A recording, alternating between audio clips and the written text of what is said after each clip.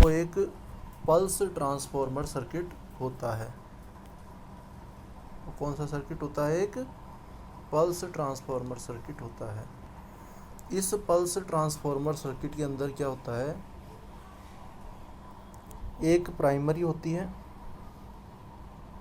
ये ट्रांसफॉर्मर की प्राइमरी है, ये दो सेकेंडरीज होती हैं, ये आपको दिख रही होंगी। दोनों सेकेंडरीज जो हैं वो दो अलग अलग थायरिस्टर से कनेक्टेड है, एक थायरिस्टर T1 से एंड दूसरी वाली थायरिस्टर T2 से। जो प्राइमरी साइड है उसके अक्रॉस एक ट्रांजिस्टर लगा हुआ है, एक डायोड लगा हुआ है और ये एक रेजिस्टेंस RL भी लगा हुआ है। अब हम फर्दर देखते हैं कि इसमें जो जो भी कंपोनेंट लगे हुए हैं उनकी क्या एप्लीकेशंस होती हैं और ये जो पल्स ट्रांसफार्मर होता है वो इसका क्या एप्लीकेशन होता है, क्या फ़ायदा होता है।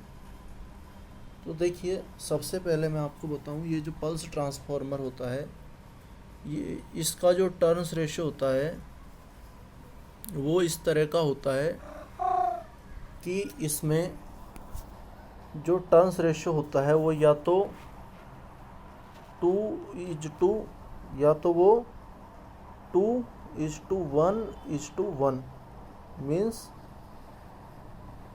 2:1:1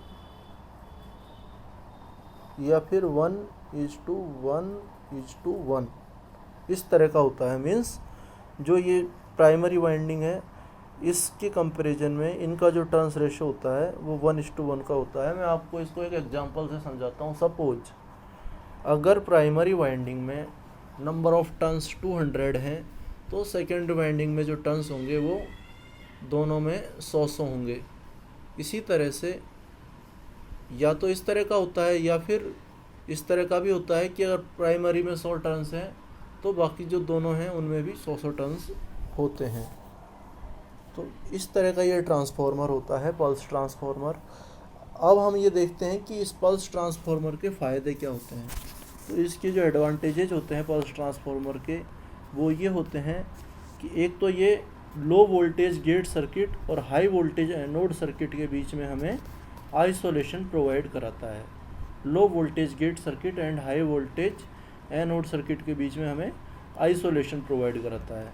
दूसरा जो इसका बेनिफिट होता है वो ये होता है कि सेम ट्रिगर सोर्स से हम 2 या 2 से ज़्यादा डिवाइसेज को ट्रिगर कर सकते हैं। सेम ट्रिगर सोर्स से हम 2 या 2 से ज़्यादा डिवाइसेज को हम ट्रिगर कर सकते हैं। तो ये इसका एक दूसरा बेनिफिट है। देखिए, इस ट्रांसफार्मर में क्या होता है कि अगर हम प्राइमरी में स्क्वायर पल्स देते हैं, अगर हम प्राइमरी में ये स्क्वायर पल्स जैसे हमने दी हुई है उस तरह से कोई स्क्वायर पल्स देते हैं तो ये जो पल्स है ये ट्रांसफार्मर के द्वारा जब ट्रांसमिट होती है तो सेकेंडरी साइड में हमें या तो स्क्वायर वेव भी मिल जाती है और अगर स्क्वायर वेव नहीं मिल पाती है तो हमें इसकी डेरिवेटिव मिल जाती है, जो भी हमारा इनपुट वेव फॉर्म होता है उसकी। अब आगे देखते हैं। देखिए, दूसरा मैंने आपको बताया था इसमें एक ट्रांजिस्टर लगा हुआ होता है। ये जो ट्रांजिस्टर है इसका क्या पर्पज़ होता है कि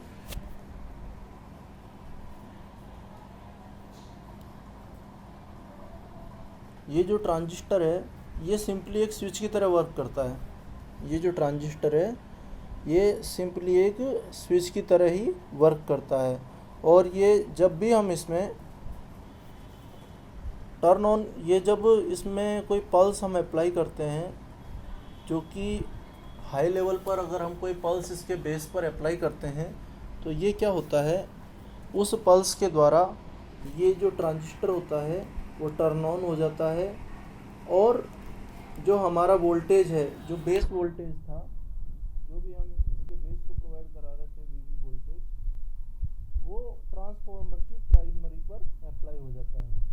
अब इसके एडवांटेजेस क्या हैं ये हमें देखने होंगे कि ये जो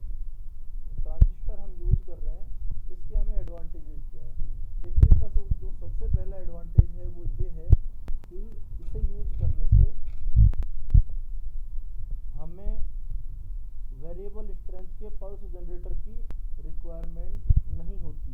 क्यों नहीं होती? क्योंकि जो पल्स है हमारी वो पल्स सेम एम्पलीट्यूड की हो सकती है, और जो इसकी स्ट्रेंथ है वो भी इंक्रीज की जा सकती है सिर्फ और सिर्फ डीसी वायर्स वोल्टेज को वेरी करके। मीन्स हमें इसके लिए सेपरेटली कोई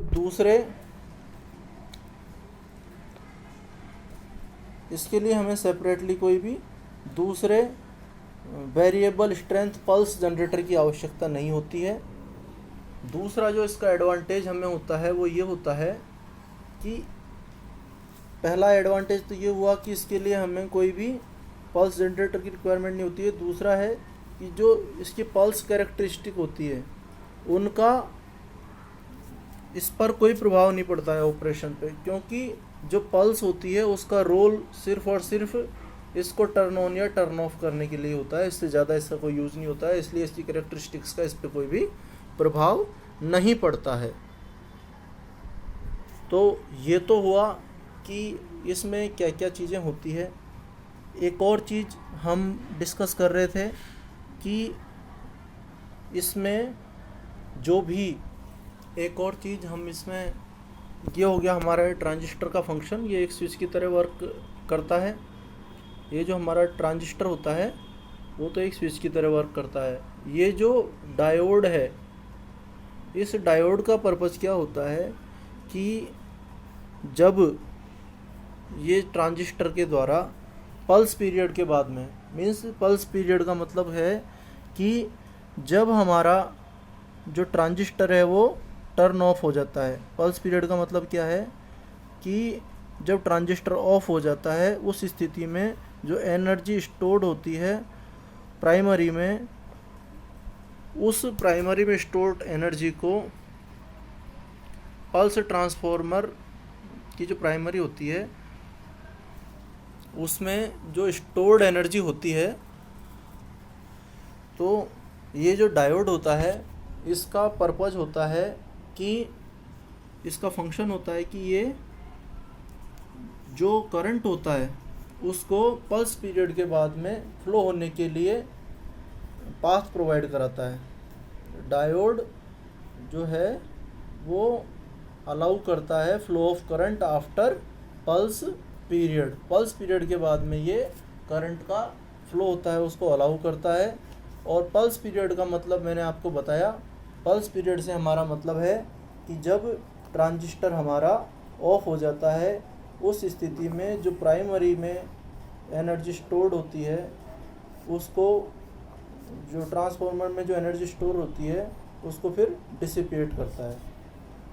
तो ये हमारा डायोड का पर्पज़ हुआ। ये जो हमारा लोड ये जो RL है रेजिस्टेंस, इस RL का क्या फंक्शन होता है, ये जो है वो प्राइमरी सर्किट में करंट को लिमिट करता है।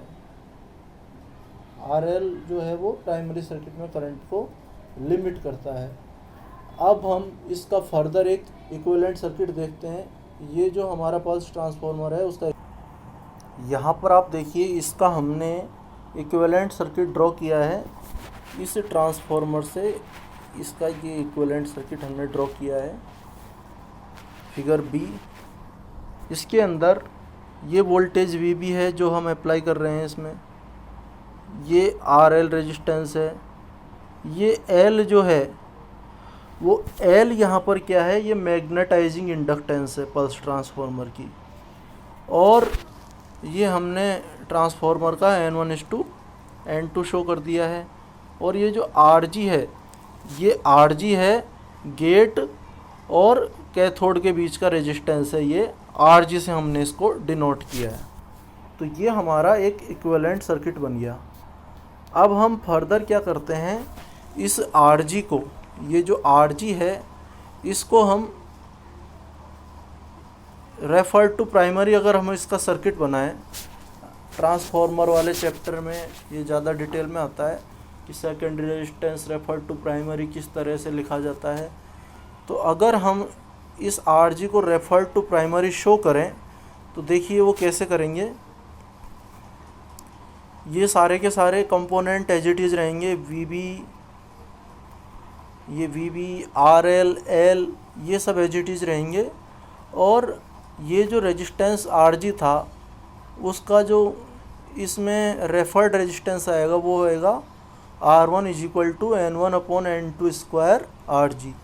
तो ये इसका इक्विवेलेंट सर्किट बन गया है जो कि फर्दर सिंप्लीफाइड है।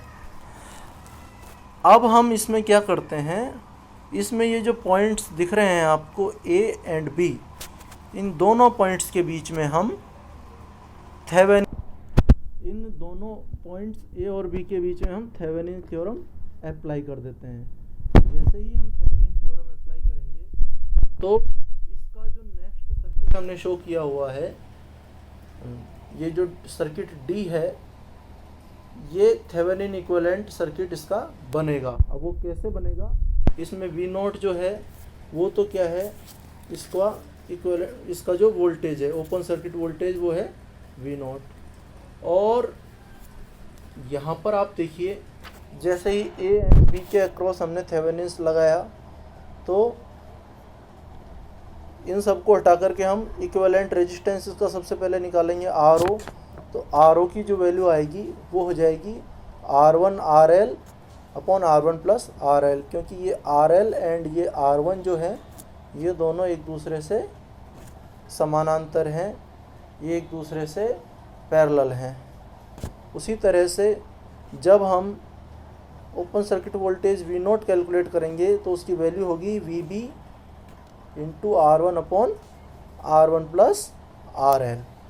तो ये हमारा इक्विवेलेंट थेवेनिन सर्किट बन जाएगा और ये इसमें V0 एंड R0 की वैल्यू आ जाएगी। अब जब हम इसको फर्दर इसमें हम KVL लगाते हैं, देन KVL लगाने पर जो हमारी इक्वेशन आएगी वोल्टेज इक्वेशन वो ये आएगी V0 is equal to R0 I plus L di/dt। इनमें हम V0 एंड R0 की वैल्यूज पुट करके फर्दर इसको सिंप्लीफाई करते हैं तो ये आगे कुछ इस तरह से सॉल्व आउट होने के बाद में ये हमें ये प्राप्त होती है E is equal to L di/dt। और जब हम इसका टाइम के साथ में डिफ्रेंशिएशन करते हैं देन ये हमारे पास में आती है VB R1 upon R1 plus RL e⁻−RT upon L, जहाँ पर R0 की वैल्यू जो है वो है R1 RL upon R1 plus RL। अब इसमें देखिए, इसमें हम दो अलग अलग कंडीशंस अप्लाई करके ये देखते हैं कि इसकी जो आउटपुट वेवफॉर्म आएगी वो इनपुट वेवफॉर्म की तरह ही आएगी या डिटेरियोरेट हो जाएगी या किस तरह की इसकी शेप होगी। तो उसके लिए हम कंडीशन नंबर 1 लेते हैं, जबकि L जो है हमारा इंडक्टेंस जो है मैग्नेटाइजिंग इंडक्टेंस की वैल्यू बहुत ज़्यादा है एज कम्पेयर टू R0। तो जब L की वैल्यू R0 से बहुत ज़्यादा है, या फिर यूँ कहें कि L अपॉन R0 की वैल्यू जो है वो ग्रेटर देन 10 टाइम्स है, जो T है उसके 10 गुना से भी ज़्यादा है, और T जो है यहाँ पर वो पल्स विड्थ है। तो पल्स विड्थ के 10 गुना से भी ज़्यादा अगर इसकी वैल्यू है, उस केस में जब हम वोल्टेज इक्वेशन को सॉल्व आउट करते हैं, देन सॉल्व आउट करने के बाद में यहाँ पर वैल्यू हम पुट कर देते हैं। तो पुट करने के बाद में जो हमारे ET की वैल्यू आती है वो आती है 0.904 E0। इसका मतलब ये हुआ कि जो ट्रांसमिशन जब इसका हुआ तो जो पल्स लेवल है उसमें जो फॉल हुआ पल्स ट्रांसफॉर्मर की वजह से वो बहुत स्मॉल है। When T is equal to T, in that instant fall in the pulse level during the transmission through the pulse transformer is very low। तो ये शो करता है कि जो हमारी इनपुट पल्स है वो फेथफुली ट्रांसमिट हो गई है एज ए स्क्वायर पल्स। जो हमारी इनपुट पल्स है, जो हमने स्क्वायर पल्स दी थी, वो फेथफुली ट्रांसमिट होकर के हमें आउटपुट पर भी एक स्क्वायर पल्स ही मिल रही है, क्योंकि इसका डिटेरियोरेशन बहुत कम हुआ है। आप देखिए 0.90 टाइम्स ये हमें आउटपुट पर मिल रही है। तो अगर ऐसी कंडीशन है जिसमें कि एल की इंडक्टेंस की वैल्यू बहुत ज़्यादा है तो ये हमें फेथफुली रिसीव हो रही है आउटपुट पर। जो सेकंड केस है हमारा, उस केस के अंदर यदि आर की वैल्यू जो है, आर नोट की वैल्यू जो है वो एल की तुलना में बहुत ज़्यादा है, उस स्थिति में क्या होएगा आप देखिए। जब हम इसको वोल्टेज के लिए फर्दर कैलकुलेशन करते हैं तो this comes out to be like this. अब आप देखिए पहले ये 0.904 था, अभी ये 0.000453 ई नोट आ रहा है। तो इससे हमें क्या प्रूव हो रहा है कि जो हमारी इनपुट पल्स है जब उसे हम ट्रांसमिट करते हैं तो ये एक्सपोनेंशियली डिके पल्स के रूप में हमें प्राप्त हो रही है। और ये जो दोनों केसेज हैं वो वेव फॉर्म्स के रूप में हमने यहाँ पर शो भी किए हुए हैं। आप देखिए जब ये इनपुट था और एल की वैल्यू आर नोट से ज़्यादा थी तो हमें इस तरह की पल्स मिल रही थी, लेकिन जब आर नोट की वैल्यू एल की तुलना में बहुत ज़्यादा थी उस स्थिति में t पर जब टाइम की वैल्यू पल्स विड्थ के बराबर थी उस स्थिति में जो हमें वोल्टेज प्राप्त हो रहा था वो एक एक्सपोनेंशियली डिकेइंग पल्स के रूप में प्राप्त हो रहा था। तो ये पल्स ट्रांसफार्मर से जो वेव फॉर्म्स हमारी हमें रिसीव हो रही है उनको हमने शो किया है। तो ये जो था वो पल्स ट्रांसफार्मर सर्किट का यूज़ था फायरिंग सर्किट में। आई होप आपको ये जो वीडियो है जिसमें हमने पल्स ट्रांसफार्मर के बारे में